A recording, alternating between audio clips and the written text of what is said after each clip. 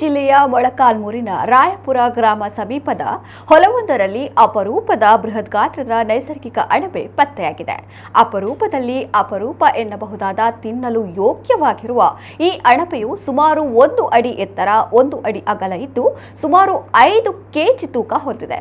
ಕಾಡು ಜಾತಿಗೆ ಸೇರಿರುವ ಈ ಅಣಬೆಯು ಇತ್ತೀಚೆಗೆ ಸುರಿದ ಮಳೆಯಿಂದಾಗಿ ಬೆಳೆದು ದೊಡ್ಡದಾಗಿದ್ದು ಹೊಲದಲ್ಲಿ ಬಿಳಿ ಛತ್ರಿಯಂತೆ ಕಂಡುಬಂದಿದೆ. ಪ್ರಕಾಶ್ ಎಂಬವರಿಗೆ ಈ ಅಪರೂಪದ ಅಣಬೆಯು ಹೊಲವೊಂದರಲ್ಲಿ ಪತ್ತೆಯಾಗಿದೆ. ಮಳೆ ಬೀಳುವ ಸಂದರ್ಭದಲ್ಲಿ ಫಲವತ್ತಾದ ಭೂಮಿಯಲ್ಲಿ ಅಣಬೆಗಳು ಹುಟ್ಟಿಕೊಳ್ಳುವುದು ಸಹಜ. ಆದರೆ ಈ ದೊಡ್ಡ ಪ್ರಮಾಣದ ಅಣಬೆ ಸಿಕ್ಕಿರುವುದು ಇದೇ ಮೊದಲು ಎನ್ನುತ್ತಾರೆ ಪ್ರಕಾಶ್.